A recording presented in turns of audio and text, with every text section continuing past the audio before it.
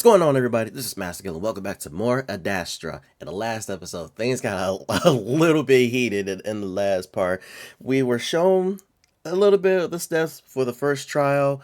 Cassius and Virginia we're talking about what's going to happen when one becomes the emperor, the space drive shortage, needing more stretch drives to spread their knowledge to all entire world. All that talk was just reminding me so much of the Viltrumite Empire, how they want to their strengths, their technology, and everything all over the world, but that involves colonizing, like literally taking over the planet.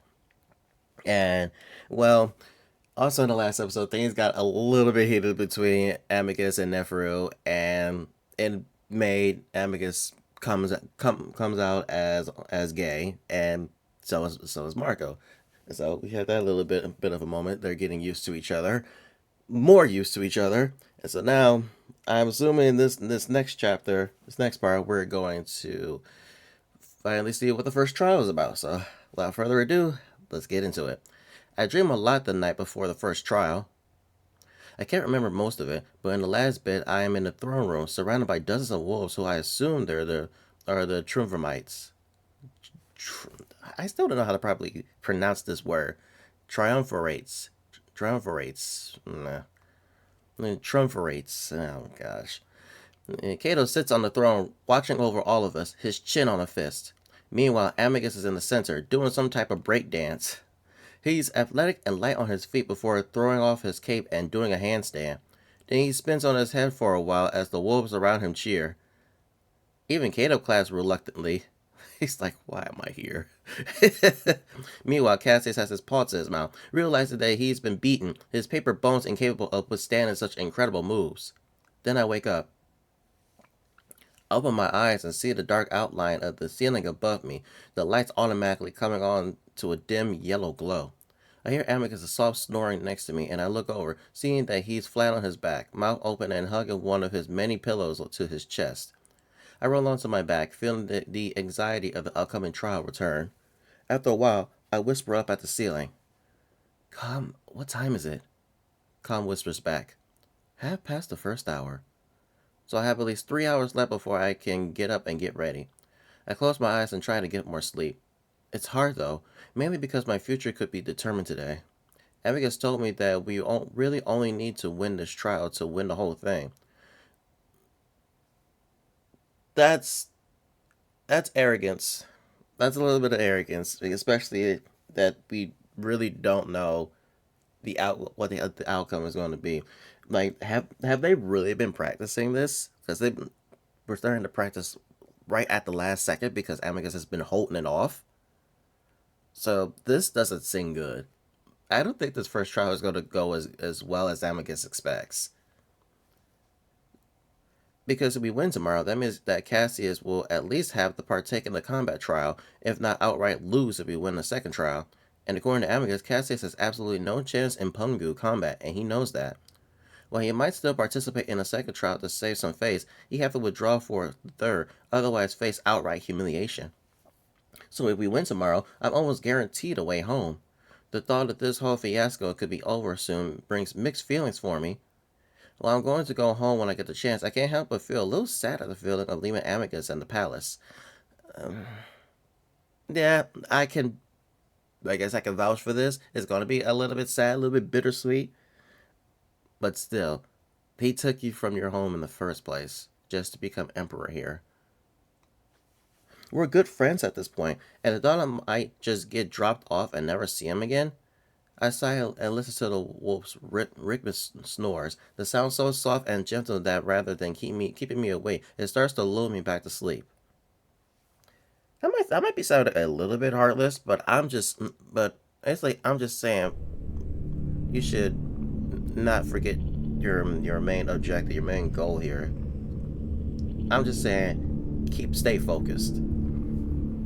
And again, I find myself floating as that wide, vivacious conscience that seems to bleed over the boundaries of any sort of individuality. I don't panic this time. I'm used to the feeling, knowing that it's just a dream, and that it will pass. A lucid dream. Interesting. I also sense that other presence above me, even wider than I am. They've been following me around since I got off that ship. Knowing that someone else is there calms me further, and I wait, wondering if they'll talk to me again. They do. I am still curious. I try to talk back this time, ask them what they're curious about exactly, but I don't have a mouth to speak with. They seem to hear me though, and in response I sense gentle amusement mixed with fascination? Many things, but once again, I'm afraid I have to keep it short. I wait expectantly. Do you feel that Amicus will be capable of his duties as Emperor of Adastra? That is a good question.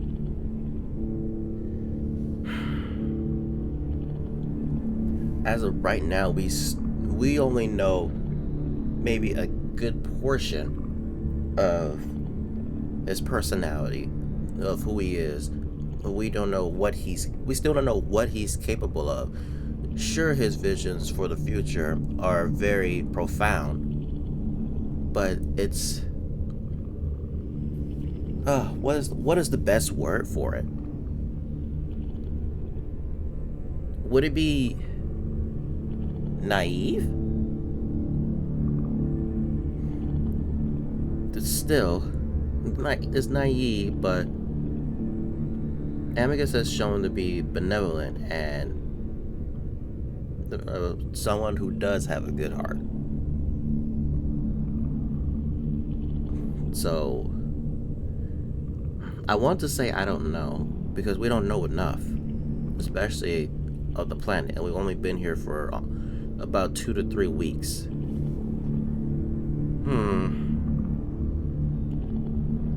What would be the honest answer here? Definitely not going to say no, because that's not it. I'm going to say yes.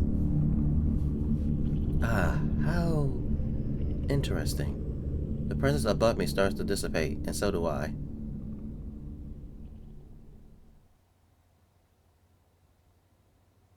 I'm standing awkwardly in the bathroom while another wolf moves busily around me, making short, clipped comments about my odd shape and tiny stature. He's the first wolf I've seen that isn't part of the Imperial family, and so I keep trying not to stare at him while he turns my head left and right, smudging a black substance on my face while he does. Meanwhile, Amicus stands behind us, his face showing a mixture of amusement and concern. I raise an eyebrow at him through the mirror, but he just shrugs in response. Do not move your face, please. I look straight ahead again, letting him smudge the black makeup on my face, still trying not to stare. Is this a blackface moment? I don't approve of this. He's hunched and droopy, wearing some type of monocle with flashing lights. The lens sticks out every now and then with a mechanical droning sound as he examines his work. Also, I'm in a dress.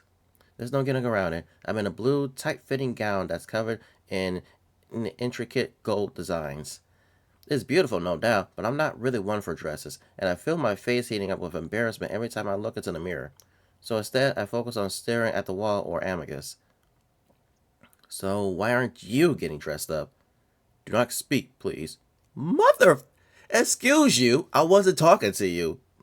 Be in your place, stay in your lane. Me? Well, I'm already dressed the part of the Emperor. Amicus fans out his cape with both paws. I start to roll my eyes, but stop myself before the wolf can yell at me again. I would have socked him. I would have been like, hold up, you don't tell me to shut up. First of all, I realize that he's painting black stripes on my face, and it immediately reminds me of tiger stripes. After that's done, he does the same to the exposed parts of my arms. Remember not to touch or itch at your face. Also, keep your arms away from your body unless you want to ruin the fabric with powder. The wolf finally steps back, giving a snort of approval before turning and stuffing his equipment into his bag. Thank you. You're welcome. And with that, the old wolf hurries out of the bathroom, leaving the two of us alone. I stand there a moment, staring at myself in the mirror, feeling like a circus attraction. I look... awful. Amicus coughs to step up quickly, resting a paw on my shoulder. You look very good, actually. Very elegant. I look up at the wolf and see him smiling at me. I don't know if he's just trying to make me feel better, but then again, I suppose wolves don't really have any idea of what human beauty standards are. I look at the black stripes on my face. Are these tiger stripes? Amicus raises his eyebrows. Yes, actually. You have tigers on Earth? Yeah. Is this like... okay with them not offensive? It looks like a joke. Offensive? Why would it be offensive? We're honoring Mira with this dance. If you're sure. Of course I'm sure. If you don't look like a joke, you look like a strong, beautiful Hindo tigress. Oh God, I don't want to be compared to a woman. I sigh again, still awkwardly holding my arms away from the dress, feeling stiff. When does this all start? Well, for me, in about 20 minutes, but for you, another hour or so. Alright, anything I should expect before it starts? Not much. The triumvirates will be watching through video link, so only Kata will be there to judge. Oh, keep in mind that it'll be all televised live to the rest of Adastra, so... Amicus sees the look on my face. Maybe I shouldn't have told you that. All of Adastra? Live? Don't worry, no one will actually be there in person, so just pretend, I guess. Why did you just tell me that? Well, I had planned on you watching the first half of the trial in the dining room. You'll know how everything is going until it's your turn. I swallow hard. I didn't mean to keep that from you. I just thought you might know this would be the case. The entire moon pays very close attention to these trials. He's right, I guess. I guess I sort of just did assume it would be the case, but now that it's actually happening, I feel like I'm going to pass out. Maybe I get lucky and it'll happen when Mira dies during the dance. Listen, you'll be fine. We'll win this, and before you know it, I'll be emperor and our problems will be over. Again, the idea of having my way home all but guaranteed in the next hour, it reminds me of the thoughts I had last night. So, when I do go home, is that going to be the last time I'll see you? The corners of Amicus' mouth twitched down in a frown, but only for a moment before he smiles again. Well, I suppose that's up to you. With unlimited access to the stretch, I might be able to make this visit every now and again. Would you like that? I don't even have to think about it. Yeah. Amicus' smiles widened. I would as well.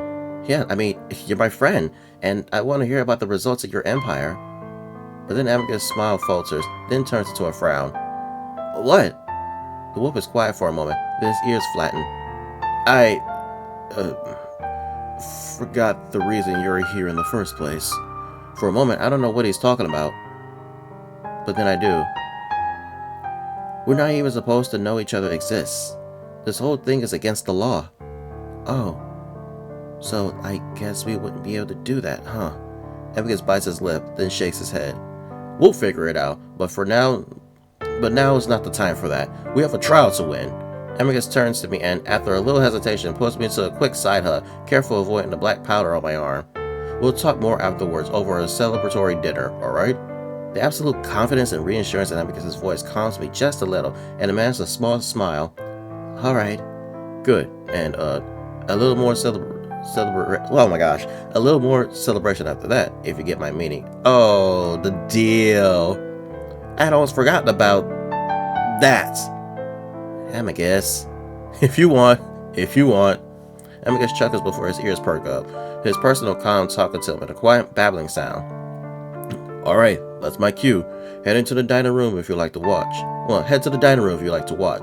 Otherwise, Calm will tell you when to leave for the throne room, alright? I nod, and Amicus gives me one last pat on the shoulder before turning away. Good luck. I know you're going to do great. Amicus waves at me before walking out the door, leaving me alone to wait. Again, I know it's going to go horribly, as it always do. I move to the bed and sit down, carefully resting my arms out to the side, wishing that they applied the makeup a little closer to the dance so I didn't have to walk around like a scarecrow. I can just imagine Marco just walking around T-posing everywhere, exerting dominance everywhere he goes. I realized pretty quickly that sitting here in silence is only making me more nervous, so I slowly get up, making my way to the main hall. Making my way downtown, walking fast. Let me stop. No, copyright. As usual, the halls are empty. The only people living here are the Imperial siblings, Kato and Neferu. The old Mecha Wolf is the only other person that I've seen over the past 2.5 weeks that I've been here. It makes me think that I still want to see the city before I leave. If I leave. I blocked that from my brain, trying not to think of what might happen if these trials go poorly for us. I feel like you should, just in case, because if it does go bad, then you have a backup plan. You should always have contingency plans. Instead, I tried to let the bright sunshine and fresh morning air calm my nerves. Eventually, I make my way to the dining room, and when I look in, I see Alex sitting on one of the beds. look at his face. It's like he's seeing the bride or the groom before the wedding. His ears perk up as he sees me, eyes widening in surprise. Oh, hello, Marco. How are you? He stares at my face, then down at my costume. Oh yeah, we haven't forgot that you're a snitch too. I feel myself turning red as I desperately wish that I had stayed in Amicus's room. I'm able to swallow the embarrassment for now, though. I know Alex pretty well, after all. Does he? Do we? No, we don't. We still don't. Where's your costume? At this point, I feel like I'm the only person being made to play dress up. I sit down on the middle bed, not wanting to be Oh, excuse me. Sorry about that. I sit down on the middle bed, not wanting to be directly across from the cat, where he had to stare at me. Should I be in one? I shrug. I don't know. They put me in one, obviously. Obviously. And the powder, too. I glare at Alex. I mean, you look good. Very bold. So why the hell aren't you dressed up as Beer? We're doing the same dance, right? Well, yes. Though Cassie's instructed that I be in my underwear. Actually, I think I prefer your situation. Sure. Seriously, you think I want all of Adastra to see my naked torso? Alex huffs himself, shuddering. It's so embarrassing. I sigh and sit back on the bed, not only now noticing that Cassius is on the screen, playing some sort of brass instrument that looks to be vaguely in the shape of a French horn. It sounds nothing like one, though. The volume is low, but I can hear the raspy, sputtering sound it's making. Not pleasant to my ear, but then again, the idea of what music and dance is seems pretty different from Earth. Well, I prefer to being half naked, and if this is my introduction to the moon, why am I all covered up like this? I'm pretty sure they'd rather get a better look at what I actually look like. But as I'm saying that, I wonder if maybe that's why Amicus had me so covered up. The dress looks very good, actually. It's the makeup that surprises me. I suppose it's very woven to do something like that. I look at Alex, frowning. Woven? Is this offensive? Maybe just a smidge. But not to the wolves, so you have nothing to worry about. The Hindos don't talk to Adastra anymore. Oh my god. I want to bury my face in my hands, but I can't with all the makeup on. On top of that, it's all starting to itch. This is so stupid. Alex chuckles, excuse me. It really is. The wolves are so obsessed with spectacle and drama, which is why the trials are used instead of elections, or even just sound judgment on it from a council. Alex gestures up at one of the screens. It's an Adastrian holiday right now, so everyone can watch this. Cassius has finished his little song, standing up and bowing. Along the right edge of the screen, 5 little boxes pop up, each one containing the faces of 3 wolves sitting solemnly side by side. Though, in a way, the people are having a role in choosing their emperor here, with their elected trumpetites making the decision, but then I don't understand why song and dance should apply. So why would Cassius and Amicus campaign if they're just going to be chosen through these trials? Well, if the decision isn't clear, then why not choose the wolf that has the most popularity with your people and increases the chance of re-election? Amicus suddenly appears on the screen, sitting down, a spotlight on him as he begins to blow into the same instrument. Could you just wipe it off first? I mean, ew. Again, that raspy, blathering sound that would make me cringe as if it were a human instrument at a human concert. I have no idea if he's better than Cassius or not. And general popularity is good to have anyway. A happy people is usually a more peaceful and easy to control society. So, Amicus is at a disadvantage then? Unless he clearly outperforms Cassius. I sigh, watching as the wolf's cheeks pop up each time he blows into his little horn, his eyes almost crossed with effort. I guess you elect your officials? Yes! So I find myself almost saying the name of my planet again. It's harder and harder to keep the secret from Alex, especially as our relationship has become more casual. No. As I said before, keep your friends close and your enemies closer. Our tribes. At least I think that's what they are on the Simian planet. I just have to hope that Alex doesn't actually look it up. But he continues on like he doesn't notice my pause, like he always does. Anyway, despite the competition, I still consider you a friend, and I hope you feel the same. Maybe we can have lunch in the garden soon, no matter the results? Yeah, let's do that. Wonderful! We sit in silence for another 10 or so minutes, watching as Amicus finishes his horn playing. Then Cassius takes the spotlight again to begin singing. It's actually just howling. Cassius' head leaned back, muzzle tipped toward the ceiling, looking just like a wolf on Earth as it howls to the moon. I think he's saying words, but I can't really understand, especially with the odd, high-pitched tone it has.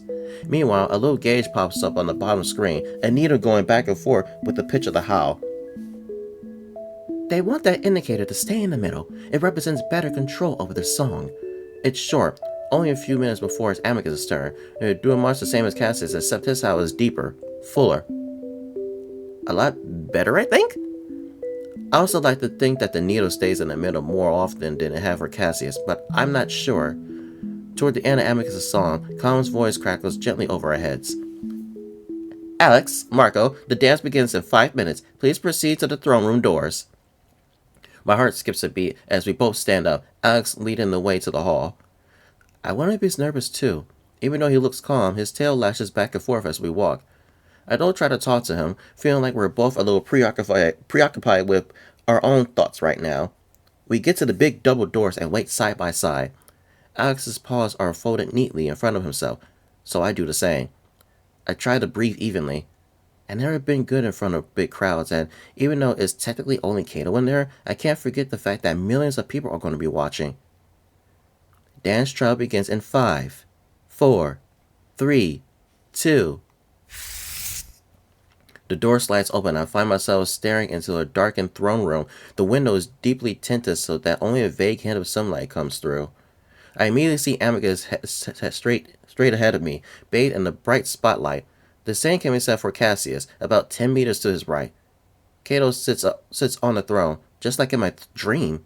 I notice Virginia and Neferu sitting next to each other on one of the benches.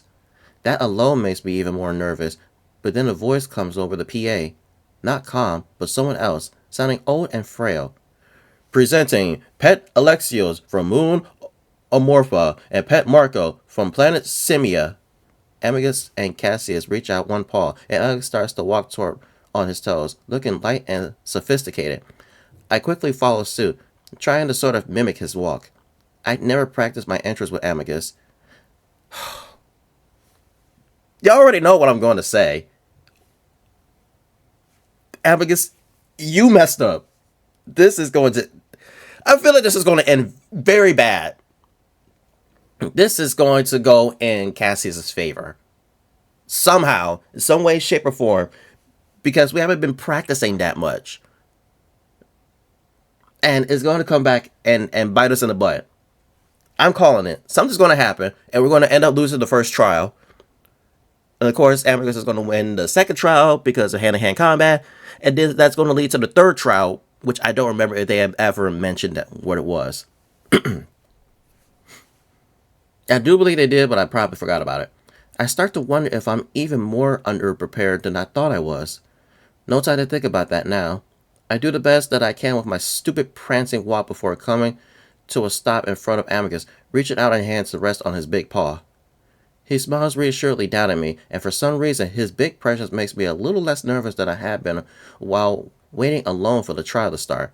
He stands there quietly for a moment, but then that old voice starts up again, but now it's a howl, high, wavering, and faint. Explorant, advert, vero.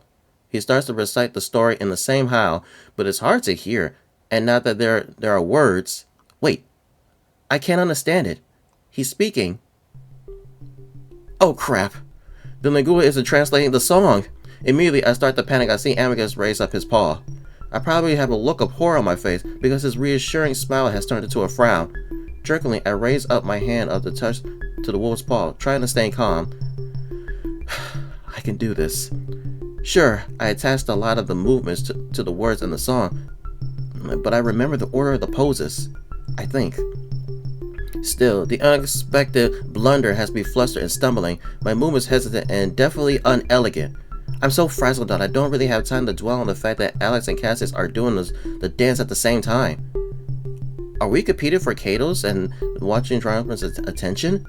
I try to stay focused on Amicus, watching his movements, hoping that I might remember enough of his cues to get through all the movements correctly.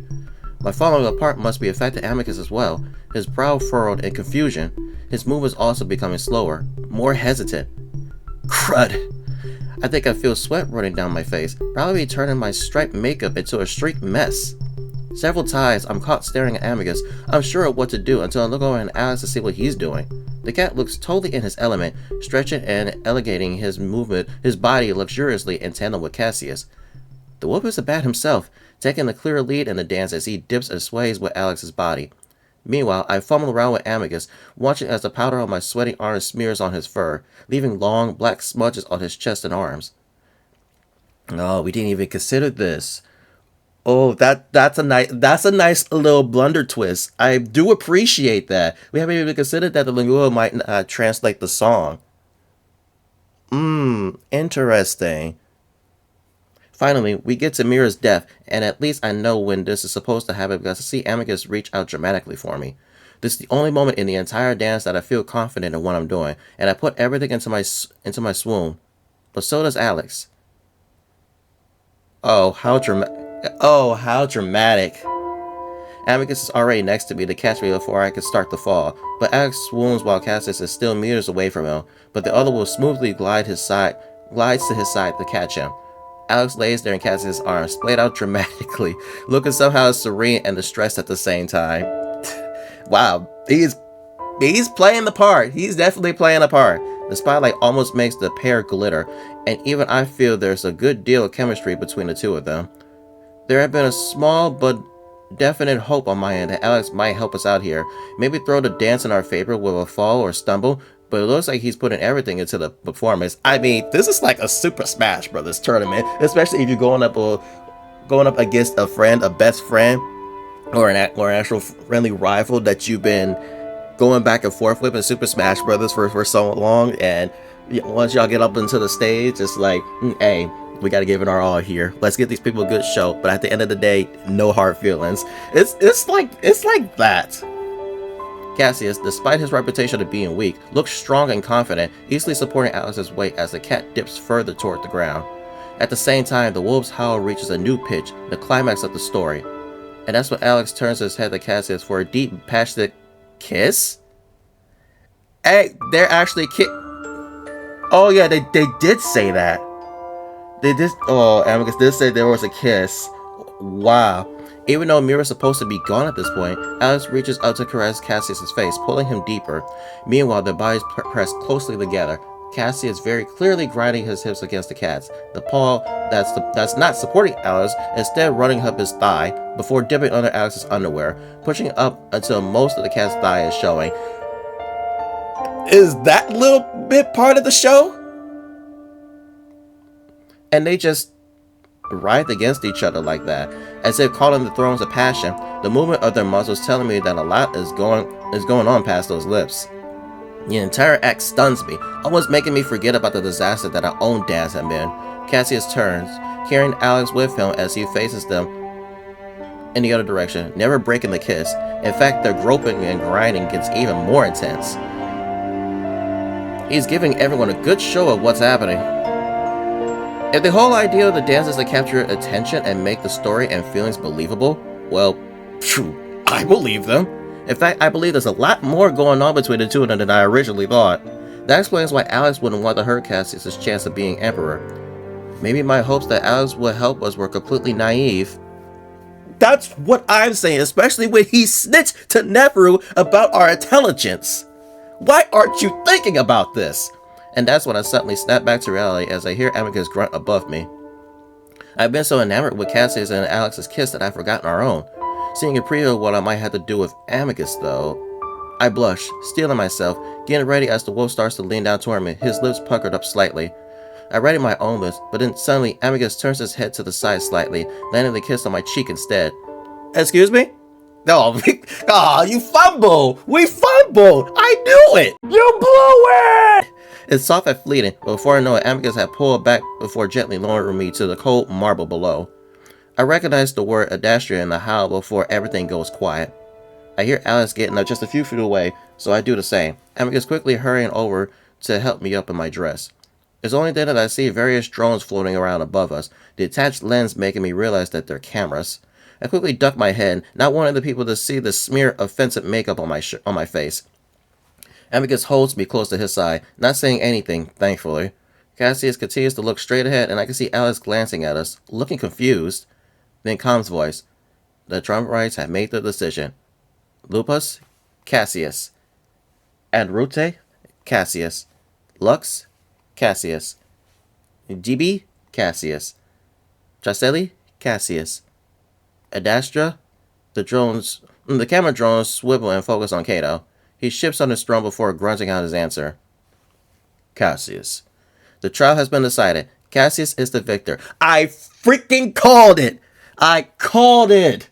He's going to win the first trial because of this. There's a moment of stunned silence, and then the windows untint and the camera drones lazily drift away up into some ceiling compartment. I'm left standing there, looking around at the others. Kato is walking down the steps from the throne, in the direction of Cassius. Meanwhile, Virginia is whispering to Nephew behind a fan she's casually waving into her face. Cassius is petting Alex's head, murmuring to him under his breath. Finally, Amicus stands awkwardly to my side, not even looking at me, his paws behind his back and eyes on Kato. I suddenly realize how stupid I look. Can I go change? I mumbled to Amicus, keeping my voice low like everyone else, as if we're in a library or something. Sure. Do you want... I don't let him finish. I'm walking as fast as I can to the double doors, knowing that everyone's eyes are on my back as I pause to touch the black panel. Once I'm in the main hall, I'm able to breathe a little easier, starting to feel the anger coming up through the absolute humiliation. I don't know exactly what I'm angry at. Not Amicus, even though he maybe should have had an idea that the howls don't translate. Not Kato or the Trumpites. They made the right decision. I've been a complete disaster out there. I guess I'm just mad at this whole system, that the responsibility of getting home rests on me just as much as the guy that got me here in the first place. It isn't fair. So I guess I am pissed at Amicus in a way, but the anger is a lot broader than that. I'm angry at the entire situation. I go straight to the bathroom, rapidly trying to yank off the stupid dress. It's tight around my neck, and I spend the next minute doing an awkward dance, trying to find the buttons on the back so I can loosen it. Eventually, I just rip it off before wiggling out of the dress, feeling a little guilty only after I see the beautiful fabric crumpled up on the ground. I stand there, breathing heavily, sweaty and hot. I look in the mirror, and I'm a little surprised to see the makeup still mostly intact on my face. Which reminds me, I'm also pissed that the first time I get paraded out to the public, it's in a racist costume and makeup. I get in the shower, letting the hot water run over my face, feeling a little better now that I'm alone with my thoughts, and out of that tight dress. Still, my mood is a bit dark. I guess now I can actually start to consider that I might be living here forever. While my mind initially rejects the idea, I guess it's not the worst fate. I'll at least be living in a palace with Amicus, and I know he'd take care of me. At least, I think he would. Maybe this whole pet thing is temporary, and if he loses the trials, he'll just throw me out with the trash, maybe kill me like he once mentioned on the ship. Under my gloomy contemplations, though, I know that's not the case. He wouldn't do that, but I can't promise myself that I'd be able to keep friendly with him if things really do go south. He told me this would be easy so many times. Even if the Lagua hadn't messed up, I doubt we still would have won. After a good half hour, I finally get out of the shower. I stand in front of the fan for a bit, enjoying the way it whips my hair around before I pick up some underwear off the hook and tie it on. I'm pretty fast at doing it now, not even having to think about it. Finally, I open the door. The cool air that rushes in is refreshing after such a hot shower, but I'm immediately treated to the sight of Amicus walking away from the door, probably in the middle of pacing. He immediately turns around at the sound, though, his eyes wide. Hey, Marco, how are you? Great. I walk over to the dresser, opening the one that's full of children's robes. Really? Sure. I hear Amicus huff behind me. Please, I don't want to deal with that mood of yours right now. I just want to talk. That's fair, but him telling me to stop sulking is just making me sulkier. You know, I would have loved to just talk like a week ago about this stupid trial. Imagine how much better it would have gone if I actually memorized the dance rather than just following cues from you in the song. I whip out a roll, which, by the way, isn't a song. You always make fun of Earthlies and our primitive ways, but at least we actually have a variety of music. Oh, and we can actually sing, not those creepy howling sounds that sound like you're dying. Amicus frowns at me, his ears flat. You're upset. No, what made you think that? Stop it, Marco. I'm just as upset and disappointed as you probably are. Was it the cameras? Maybe Kato that made you nervous? What happened? I'm quiet for a moment and I start tying on my robe. Then suddenly Amicus' paw reaches out, grabbing my right hand and yanking it away from my clothing. What? What happened to your paw? I look up and see the wolf staring at the palm side of my hand, with eyes wide with her turning it this way and that. What? Your skin, it's bunching up. Are you having a reaction to the powder? I stare at him, confused before pulling my hand away to look at my pruny fingers. No, I was just in the shower for too long. My skin does that when I'm wet for a long time. I've never noticed that before. You take short showers. The wolf frowns at me, then snatches my hand up again to stare at the fingers in fascination, even if I'm trying to yank it back. At that point, I feel my mood about to take a turn in one of two directions. Either exploding in Amicus of frustration and anger over everything, or just laughing. I find myself doing the latter, chuckling at first before letting out a long, loud guffaw. Amicus gives me a strange look, finally letting me go. Are you sure you're alright? You're worrying me. I sigh as I finish tying on my robe before flopping back onto the bed, hands behind my head as I let the pleasant and cool air drip down the ceiling to blanket my body. I know I'm going to get cold in a few minutes, but for now it feels good. Remember how you said that Lagula has trouble translating some things? Yes, I hear the wolf pause as he figures out what went wrong. Heard nothing but wailing Latin in that howling noise. I had no idea what I was doing. Oh, gods! There's a heavy thump and I feel the mattress created and tilt sideways a bit as Amicus sits down next to me. So, yeah. Marco, I'm so sorry. I didn't even contemplate that possibility. It's fine. I don't think either of us could have. I mean, I've listened to music from the Cats before, and I've never had an issue with lyrics translating. I shrugged. I don't know. Doesn't Lingua try to understand intention too? Maybe I meant to hear the true language when you guys sing. It was happening when you were doing your song, even though I didn't realize it then. Oh, you heard me sing? I can hear excuse me. I can hear the embarrassment in Amicus's voice. Yeah, it sounded fine, honestly. I was just being a dick earlier. I know. But still, I'm tired of you trashing on human culture. I know. And I knew that makeup was offensive, by the way. I looked like an idiot for all of Adastra to see. You look good. I turned my head toward the wolf. Oh really? Fumbling around like an idiot with no clue what he's doing looks good? Amicus stays quiet this time. I stare back up at the ceiling. I guess at least I'm keeping up the dumb, primitive ape act, right? Amicus just sighs, getting up. I watch as he slowly walks over to the sofa to sit down. I have to say that although you are a very kind, intelligent person, you're very frustrating when you get into these moods. Frustrating? Just so gloomy and self-defeating. You remind me of Cassius sometimes. I pull a face. Since when is he self-defeating? He seems pretty full of himself to me. You don't know the real Cass. He very much dislikes himself. Also, don't compare me to your brother. I really don't want to be thinking about him right now. I'm just saying, I prefer you in lighter spirits. It suits you more. I'll work on it. A long silence goes by, and with the way that Amicus is shifting around, I can tell he wants to ask me something. What is it? Well, I guess that little celebration is out of the question now. The dinner? I sit up suddenly, giving him an incredulous look. Seriously? Whoa, I was just kidding. We just lost the trial. You're one trial away from losing the emperorship, and you're seriously thinking about that? I was just having a bit of fun. No, you want a pity handy. It's not like I need you to do it. I can get the job done myself. Then do it. I will. Amicus sits there huffingly, not making eye contact. I sigh, remembering what the wolf has said about improving my mood. I often criticize Amicus for his tantrums, reminding him that it won't help us to sulk. It's kind of hypocritical that I don't hold myself to the same standards. Sorry, I just got a lot on my mind, obviously. Listen, I know this went very much differently than what we had planned, but I will certainly win the next trial. I debated Cassius many times before. Do I have to do anything? Other than watch? No. When is it? 2 weeks from now. You'd better win. I will. I sigh again, realizing that the knot I've had in my stomach the past few weeks has a bit longer to stick around. And I might still... I make a jacking motion in the air. Later on. I'm just not in the right state of mind right now. I understand. It was too early to make light of things, though maybe we could do something else that would make us both feel better. Something else? Yes, like I could just hold you? Amicus's voice gets uncharacteristically high in the last word. Hold me. I repeat his words. Why would you want to do that? Oh, well, companionship is part of pet duties, and holding or embracing this is often how it's expressed. It might also be comforting to you considering how stressful the past few hours have been. Again, that hopeful look, and again, I actually feel bad for him. How lonely do you have to be just to want to cuddle someone? But at the same time, I want to. I might not want to admit it, but I've also been lonely these past 3 weeks, emotionally and physically. I can kind of understand that.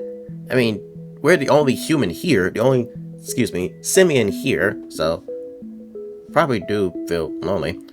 Also, I really liked our short hugs, so a longer one. Try not to look too eager myself. I sigh and stand up. Amicus' ears immediately perk up in happy response. He leans back, legs together, waiting as I walk up to him. Do you? I sit down in his lap, a little awkwardly the first time as I wobble around, then finally settle on turning sideways, knees drawn in as I lean my shoulder against his chest. Amicus pauses, then wraps his arms around me. Despite the awkward start, I'm amazed at the way I just sort of fit against the curve of his body. His big furry arms envelop me, and I feel the muscles tighten briefly before relaxing. His soft stomach cushions against my side, making it feel as if I'm leaning against a big furry but warm waterbed. Or a body pillow. Not that I have one. Don't badger me in the comments about that. I seriously don't have one. His chest is broad and thick, propping my head up comfortably as he scoots his butt off a bit to help us better recline. Then he tucks my head under his chin, and just like that, I'm surrounded by his warmth, the cold that had started to bite at my bare skin dissipating immediately. I feel a little thrill in my chest at the feeling of having this wolf, so large and powerful, hug and cuddle me so gently. Something about that is so... nice. Amicus just holds me in silence for a while, as I feel his paws shift around a bit, like he's knitting through the robe to the skin of my back. Finally, his deep voice rumbles through his chest and against my ear. Is this alright? Yeah, this is fine. I blush, embarrassed at how much I'm enjoying this. Originally, I just wanted to make him feel better, but he was right about this making me feel better. Amicus rubs his chin down against the top of my head, and I hear him inhale. I suppose this isn't a normal thing to do on Earth? Well, it is if you're dating someone. It's not a usual thing with friends, though. Amicus paused at me a bit more, making those tiny movements as if he's trying to feel me as much as possible without being obvious about it. What is dating on your planet? I shrug, though it's hard to do against the wolf's tight embrace. Just asking someone you like out on a date. Basically, it just means that you like the person and you want to know them more about... Oh my god. What's going on with my words? Just asking someone you like out on a date. Basically, it just means that you like the person and you want to know more about them, and dating helps you do that. Sounds fairly casual. So how does one initiate dating? I don't know, just ask them. Give them flowers if you're old-fashioned, but it is pretty casual, honestly. Why are you so curious? It's Amicus' turn to shrug. I always want to be careful about your boundaries. It's easier when I understand your culture better. I lean against the wolf, realizing that even though I made a complete fool of myself just a half hour earlier, I feel fine. I kind of hope that this isn't the last time we do something like this. What, make a fool out of yourself? No, Amicus, it likely won't be.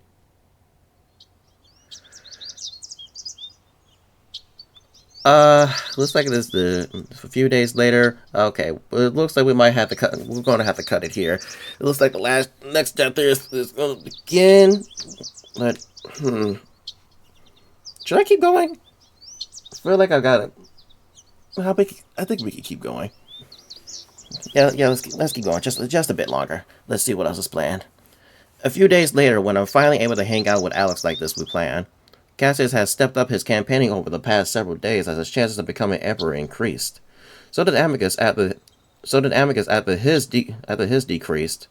The difference being that Alex often found himself going on campaign trips with the White Wolf, while Amicus always left me behind. I think Amicus has picked up the fact that I don't like being out in front of so many people after the whole dance incident. Still, he promises me that when he wins the next trial, we'll go to the city to celebrate. For now, though, I'm happy to stay in the gardens with Alex, enjoying a quiet midday meal as we both talk and sip our tea. Honestly, they should have us redo the dance if your lingua wasn't translating. What's yours? Well, no, but I knew it wouldn't. Wolves was never intended for their lyrics to translate over lingua because it ruins the how, which they see to be the whole point of singing. I couldn't understand Amicus overlooking that, though. Most wolves never see another sibling species in person in their entire lives. Well, it's over now. On to the debate thing that they're going to do next.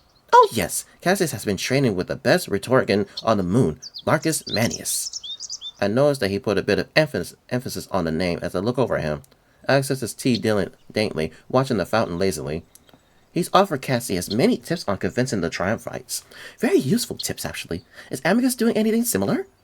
I realized then that Alex is offering me information on what Cassius is doing to prepare for the trial.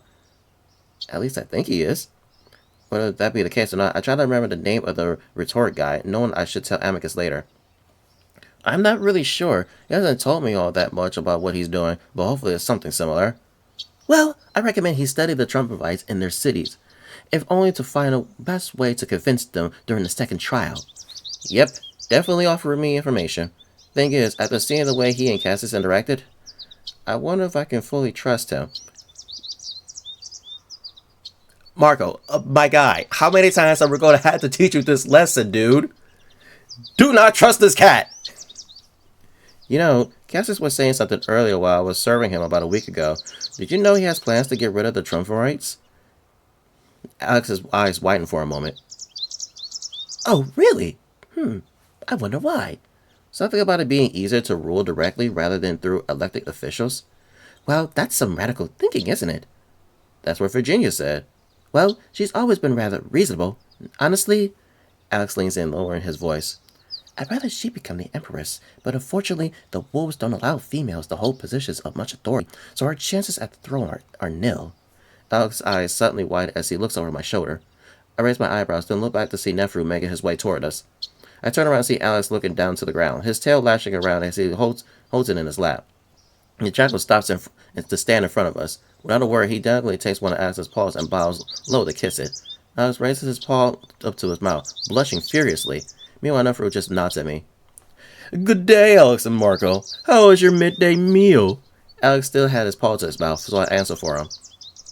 It's okay. How are you? Splendid! I noticed that he's carrying a bottle in his paw, the glass glinting in the sunlight with his every move.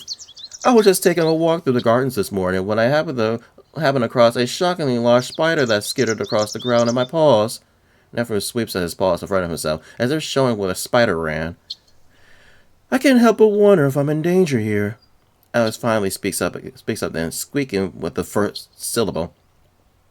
No, they're rather harmless. The venom is very mild.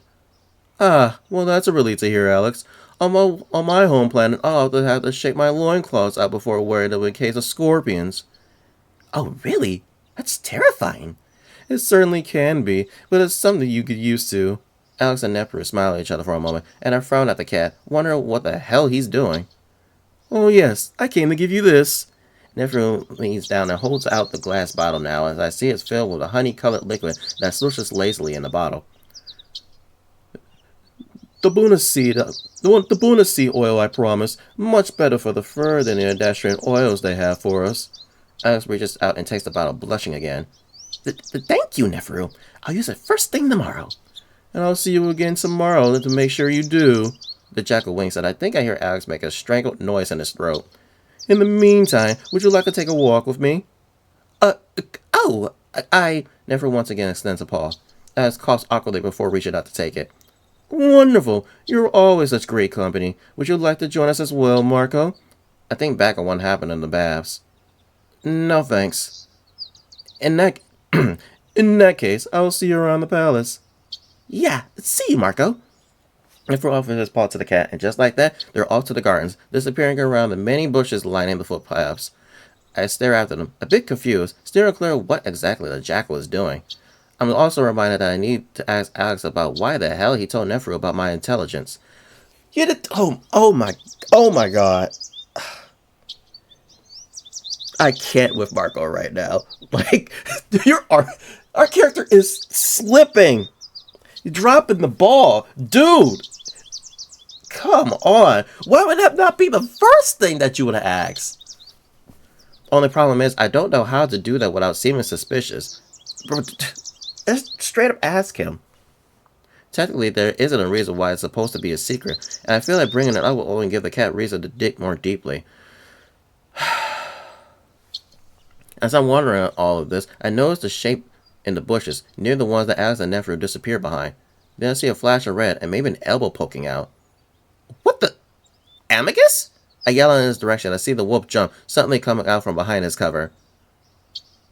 Yes, was just having a look at the roses. The wolf walks toward me, his paws behind his back. I raise an eyebrow at him. Were you spying on us? Were you trying to avoid Nefru or something? Amicus ignores me this time. How was your day, Marco? Okay. I try to look around the wolf's side and whatever he's hiding behind his back, but he turns accordingly to keep it obscure. What are you doing? Well... Amicus takes a deep breath as I feel myself starting to get nervous. Then he goes down on one knee. Marco, over the past few weeks, I've come to enjoy your company immensely. My mouth drops. And over the past few weeks, I've come to realize that we share so much in common in terms of our goals and desires. Amicus gives me a coy smile at that. What are you... So I decided that I should take the next step, to make you feel more welcome and to show you how much I appreciate your kindness and understanding. The wolf suddenly swings his paw to his front, revealing what he had been hiding. It's a bouquet of purple flowers, lavenders to be exact, along with several smaller white flowers sprinkled into the mix. Marco, will you date me?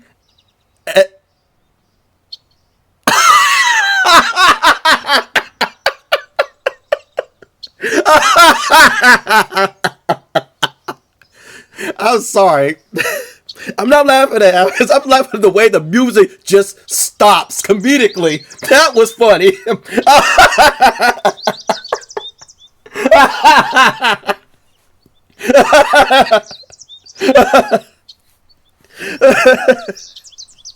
Oh my gosh, that was actually funny. Oh.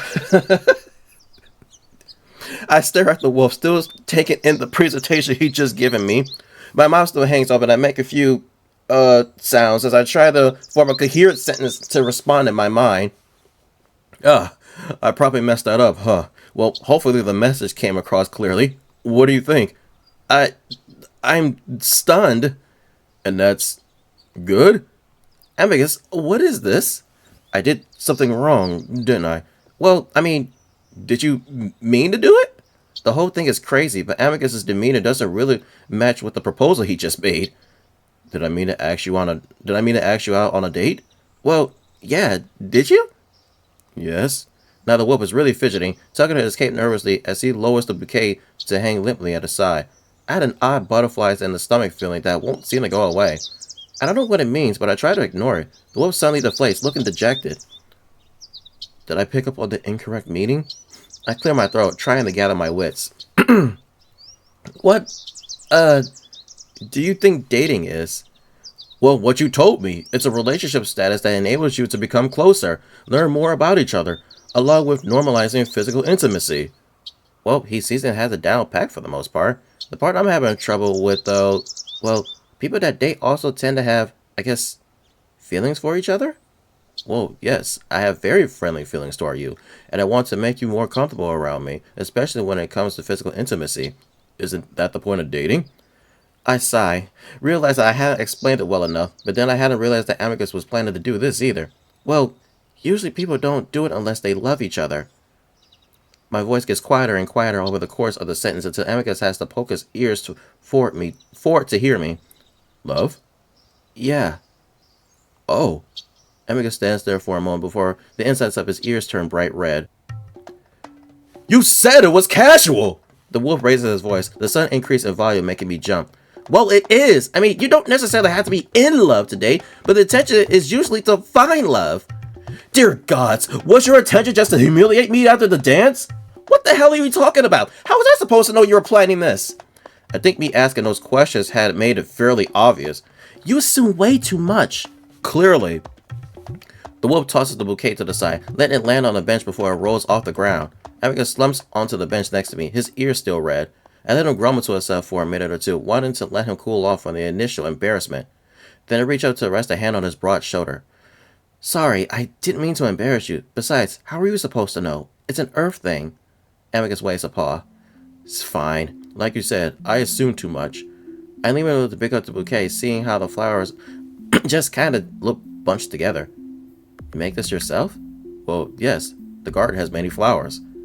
It smells like you. Yes. It looks good. Thank you. We sit quietly for a few more minutes, and I pretend to examine all the flowers in the bouquet. So, it's either friendship or love with humans. No physical intimacy unless you're bound to fall in love? What do you mean? Like this dating culture you have. You were interested in giving me that sexual favor. Does that mean you're also interested in love with me as well? I blush. Well, not exactly. Didn't you say dating allows for more intimacy, but dating is also meant to look for love? I sigh and set the bouquet aside. Things are changing, becoming more casual. I say the word carefully as Amicus snorts. But I guess the term you might be looking for is friends with benefits.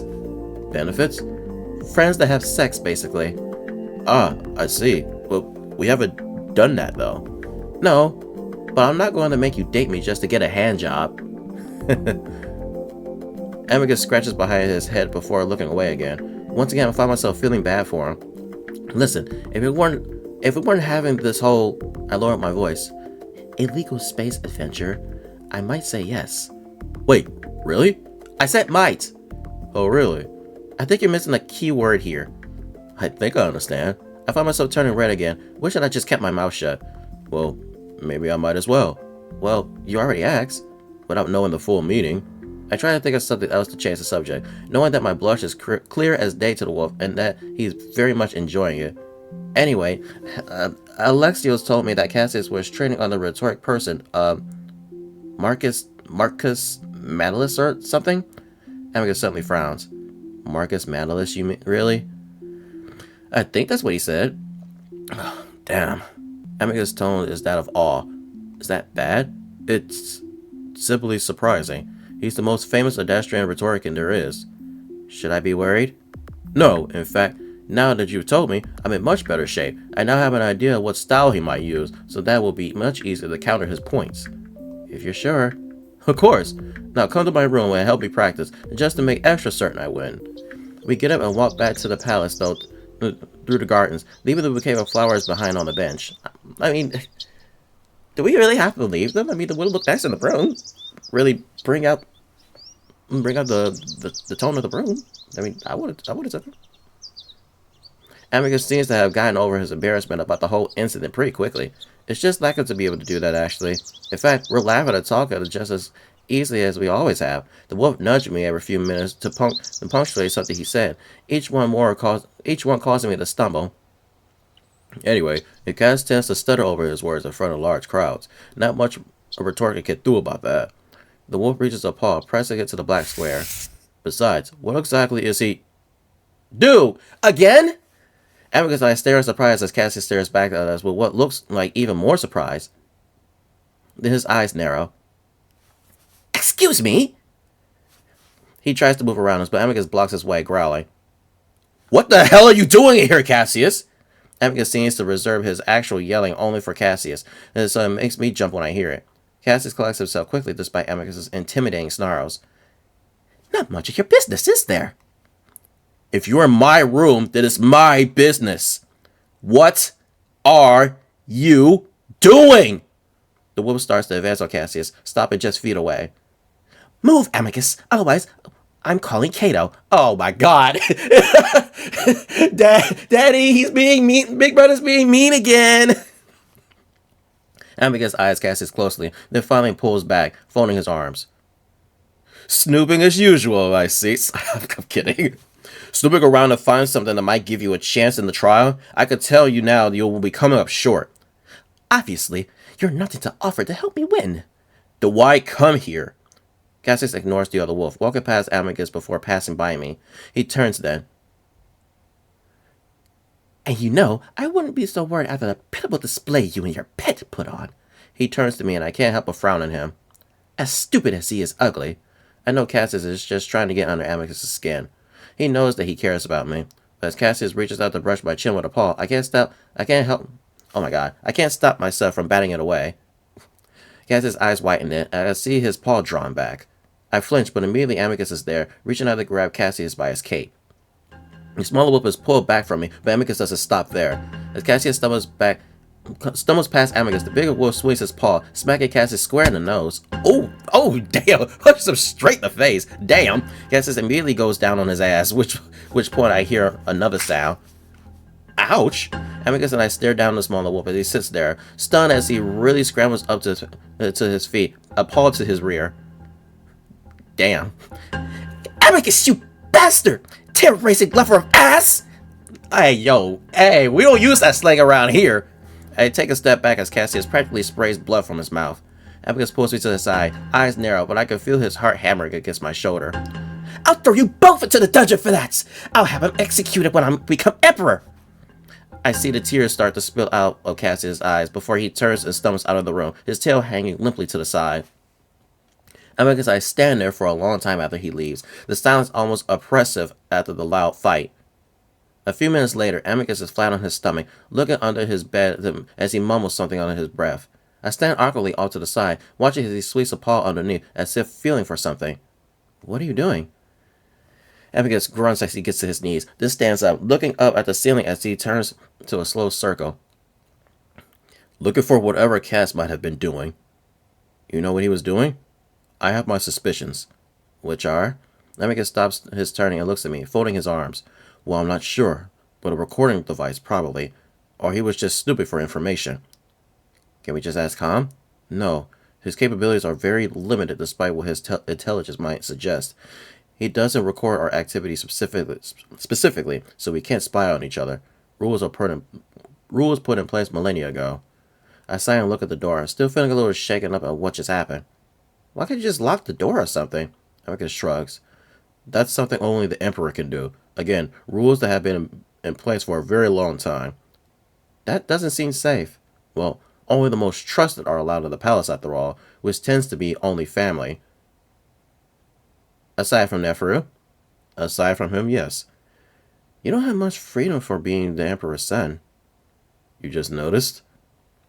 Amicus huffs and stands in the middle of the room, his arms folded, a deep frown on his face. He's probably just trying to find out what you're planning for the next trial. We know some stuff about him already. I'm sorry, that was Marco. Let me repeat that. He was probably just trying to find out what you're planning for the next trial. We know some stuff about him already. Amicus continues to look concerned. What is it? Amicus lowers his voice. Worrying might have something to do with you. After what he said as he was leaving, it's left me uneasy is all. Oh yeah, that thing about executing me. I haven't had time to think about the possibility of someone on the verge of near absolute power wanting me dead yet. Do you think he was serious? Amicus is quiet for a moment. No. But obviously I'm not going to assume he wasn't. I won't even give him a chance as the emperorship now. I frown. And you were going to before? No, I'm just going to make extra sure now. I'm quiet, deciding to sit on the bed instead. I don't like that the situation has become a lot more serious than it already has. After a moment, Amicus comes to sit next to me. The depression he creates in the mattress forces me to lean sideways into him. He wraps an arm around me. Don't worry about it all. He has no chance, and besides, I wouldn't let him touch you. How would you be able to if he's the emperor, though? Well, I'm also his older brother. Some relationships don't change, even if the official ones do. I stay quiet, unconvinced. Anyway, it would look awfully bad on his record. He just let his anger get the best of him. He'll quickly forget about the matter with the next trial coming up. Amicus squeezes me. And this is all assuming he'd win. He won't. That's what you said last time. We had an unforeseeable mishap last time.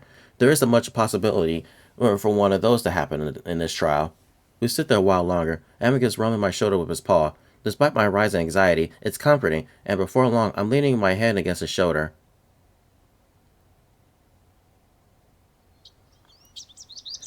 Oh, another time jump. Okay, for real this time. I'm calling it. I'm gonna call it here. So there's a couple things that we're gonna recap on. The blunder of the first trial. We already knew that something was gonna happen. We're gonna end up losing. Oh, and then Cassie's upper snooping around as usual, probably trying to plant something that we haven't seen. Just like the last video, a lot has happened here. And another week later. So essentially, now we've been here for over a month. That's what I'm getting from this. So we're going to continue this video, and we're going to continue the story in the next part. So thank you all so much for watching, and be sure to tune in next time. We'll continue on with Adastra and what's going to happen in this part. Maybe with more conversations about the second trial. And so this is MasterGuil, and I'll see you on the next video.